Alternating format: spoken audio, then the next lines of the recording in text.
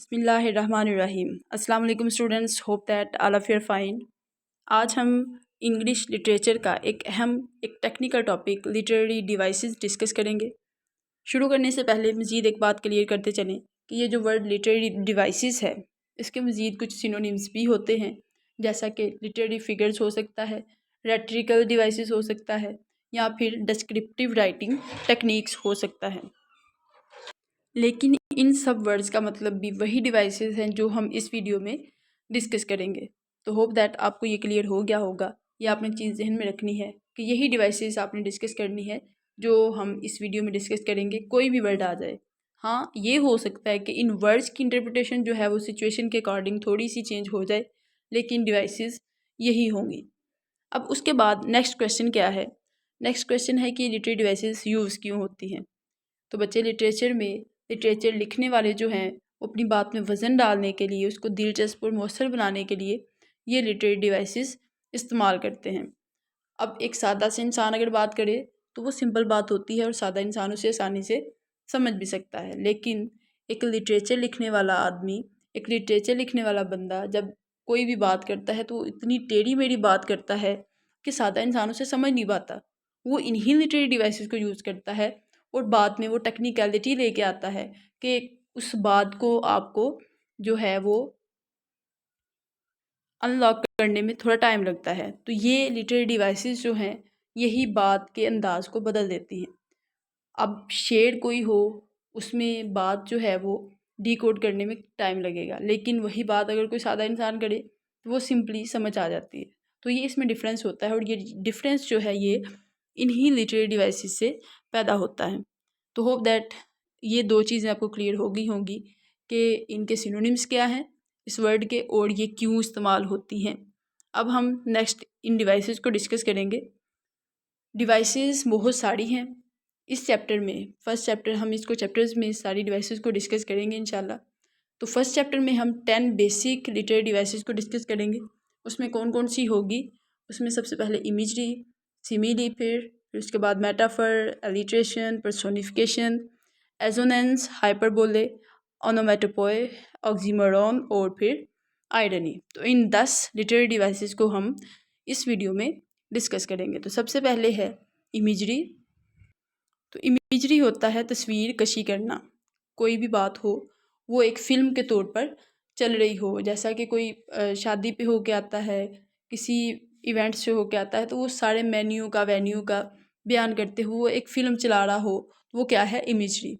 अब लिटरेचर में भी जो लिटरेचर लिखने वाले हैं वो अपने रीडर्स के माइंड में एक पिक्चर चलाने की कोशिश करते हैं कि रीडर पढ़ते हुए उसको एक तस्वीर की सूरत में सब कुछ देखे, एक फ़िल्म की सूरत में देखे। तो वो इमेजरी का यूज़ करते हुए, इस लिटरेरी डिवाइस का यूज़ करते हुए ये काम करते हैं कि वो अपने रीडर के माइंड में एक पिक्चर क्रिएट करने की कोशिश करते हैं। फॉर एग्ज़ाम्पल, इधर एग्ज़ाम्पल जो है वो देखें, the sky burned with shades of orange and red.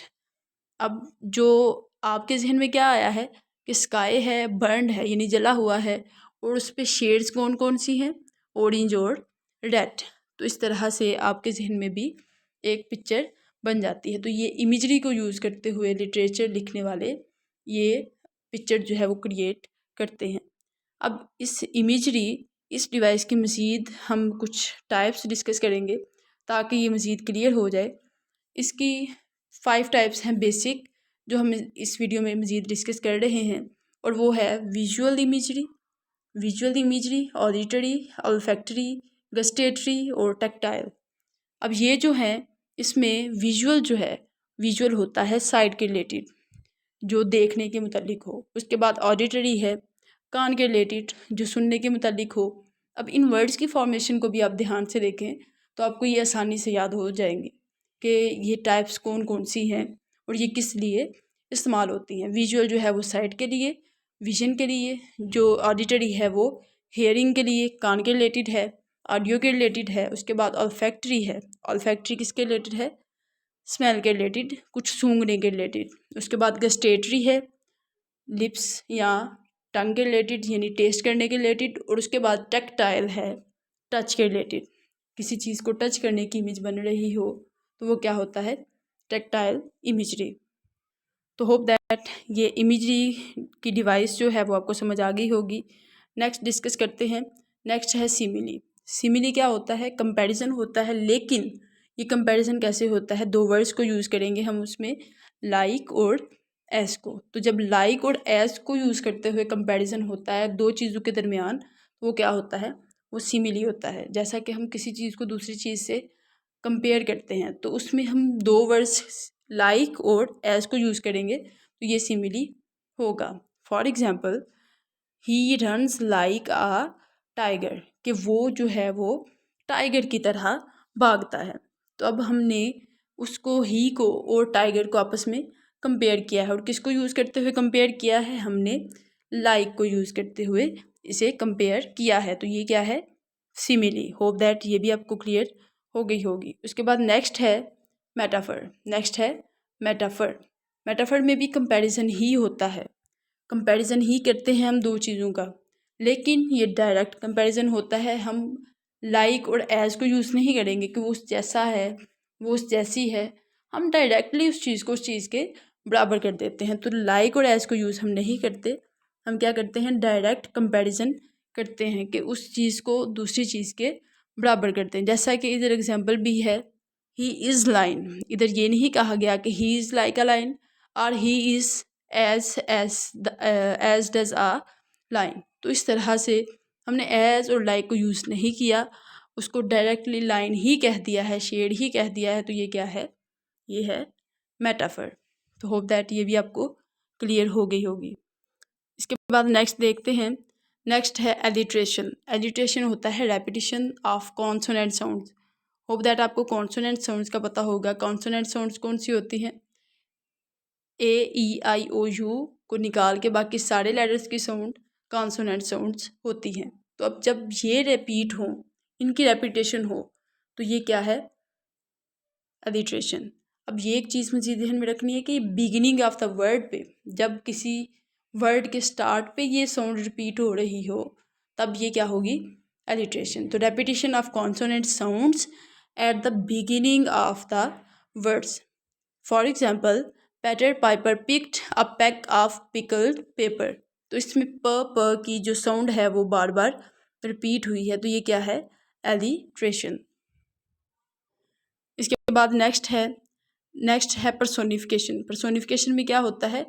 Personality यानी शख्सियत बनाना। पर्सनैलिटी यानी शख्सियत बनाना। ह्यूमन पर्सनैलिटी की क्वालिटीज़ जो हैं वो नॉन लिविंग्स को देना। मीन्स कोई इंसान है, वो काम करे और वही क्वालिटीज़ हम किसी जानदार को दें, तो वो क्या होगा? पर्सोनिफिकेशन। ये जो अदब लिखने वाले हैं, शायर हों, नावल निगार हों, ड्रामा निगार हों, वो एक इमोशन क्रिएट करने के लिए, बेजान चीज़ के लिए पर्सोनिफिकेशन अक्सर यूज़ करते हैं। तो ह्यूमन क्वालिटीज़ जो हैं वो नॉन लिविंग को देना, वो क्या होता है? Personification. For example, the chair is speaking. Chair जो है वो बोल रही है। अब अगर लॉजिकली देखा जाए तो चेयर तो नहीं बोलती, चेयर बोलने की अहलियत नहीं रखती, लेकिन लिटरेचर लिखने वाले ये काम करते हैं पर्सोनिफिकेशन को यूज़ करते हुए एक इमोशनल सिनेरियो क्रिएट करने के लिए। तो जब ह्यूमन क्वालिटीज़ जो हैं वो नॉन लिविंग्स को दी जाए, नॉन ह्यूमन को दी जाए, तो वो क्या होती हैं? वो क्या होती है? पर्सोनिफिकेशन। जैसे कि इधर चेयर को कहा गया है कि वो बोल रही है। इधर एक और एग्जांपल हो सकती है कि द एयर इज़ विजलिंग, के जो हवा है वो विज़ल कर रही है। तो हवा तो विज़ल नहीं करती, हवा सीटियाँ नहीं मारती, लेकिन ह्यूमन क्वालिटीज़ हमने एयर को दी। तो इस तरह से ये क्या होता है? पर्सोनिफिकेशन। नेक्स्ट है एजोनेंस। एजोनेंस ये भी रेपिटेशन ऑफ साउंड ही होती है, लेकिन कौन सी sound? Vowel sound. A E I O U में से अगर कोई साउंड रिपीट हो तो ये क्या होता है? एजोनेंस होता है। For example, the rain in Spain stays mainly on the plain. अब इधर ए आई ए आई ए आई ए आई की साउंड रिपीट हुई है। अब ये लिंग्विस्टिक में थोड़ा सा जाएं तो ये एक डिफ्थोंग है, जो कि एक वावल साउंड है। मोनोथोंग हो, डिफ्थोंग हो, लेकिन ये वावल्स हैं। डिफ्थोंग होता है कि दो दो वावल लेटर्स जो हैं वो मिलके साउंड क्रिएट करें। मोनोथोंग होता है कि एक वावल जो है वो साउंड क्रिएट करे। तो इस तरह से जब हम लिंग्विस्टिक का ये पर्सपेक्टिव डिस्कस करेंगे तो ये क्लियर हो जाएगा। लेकिन अभी इधर आपने क्या याद रखना है कि जब भी वावल वावल की साउंड रिपीट हो तो वो क्या होता है, एजोनेंस। जैसा कि इस एग्जाम्पल में ए आई की साउंड रिपीट हुई है। उसके बाद नेक्स्ट है हाइपरबोले। हाइपरबोले एन एक्सट्रीम एग्जैजुरेशन क्या होता है, हाइपरबोले यानी बात को बहुत ही बढ़ा चढ़ा के बयान करना, बात उतनी होना ना लेकिन उसको इतना पहाड़ बना के किसी के सामने पेश करना। इसका मकसद ये नहीं होता कि झूठ बोला जा रहा है। लिटरेचर में ये बात में वज़न डालने के लिए, एक शिद्दत को, एक लेवल को ज़ाहिर करने के लिए यूज़ होती है।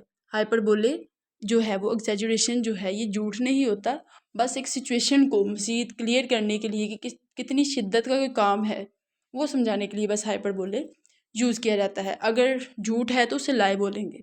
इधर लिटरेचर में अगर बात को बढ़ाया या चढ़ाया जा रहा है तो वो क्या हो गया, हाइपरबोले होगा, एग्जैजुरेशन होगी। For example, I am so hungry I could eat a horse. मैं इतना भूखा हूँ कि मैं हॉर्स, जो घोड़ा है, हॉर्स है, वो भी खा सकता हूँ। लॉजिकली ऐसा नहीं होगा, वो घोड़ा नहीं खाएगा, लेकिन वो बस अपनी भूख की शिद्दत बताने के लिए क्या कर रहा है, एग्जैजुरेशन कर रहा है, हाइपरबोले यूज़ कर रहा है। तो ये हाइपरबोले होता है एग्जैजुरेशन करना। इसके बाद नेक्स्ट है ओनोमेटोपोए। अब ये क्या होता है, ये वर्ड की इमिटेशन होती है जो नेचुरल साउंड्स होती हैं, नेचुरल साउंड्स जैसा कि कुदरती आवाज़ें, उन्हीं के वर्ड्स बनना। लेकिन क्या होता है, ये राइटिंग में आ जाते हैं। नेचुरल साउंड्स होती हैं, दूसरी तरफ हम इन्हें वर्ड्स में लिखते हैं तो वो उसी को इमिटेट करते हैं। तो ये क्या होता है, ओनोमेटोपोए। ज़्यादातर लैंग्वेजेस में क्या होता है कि वर्ड्स एक्चुअली रिलेट नहीं कर रहे होते। जैसा कि एक चेयर है तो वो चेयर क्यों है, वर्ड उसको चेयर क्यों कहा जाता है, हमारे पास कोई लॉजिक नहीं है, ना वो चेयर जैसी दिखती है, ना वो वर्ड चेयर जैसी आवाज़ निकालती है। तो ये चेयर जो है वो चेयर नेचुरली नहीं है, बस हमने नाम दिया हुआ है। लेकिन कुछ अल्फाज ऐसे हैं जो कुदरती तौर पर उन्हीं आवाज़ों से, उन्हीं चीज़ों की आवाज़ों से लिए जाते हैं। जैसा कि एग्जाम्पल है, द बीज बज्ड लाउडली।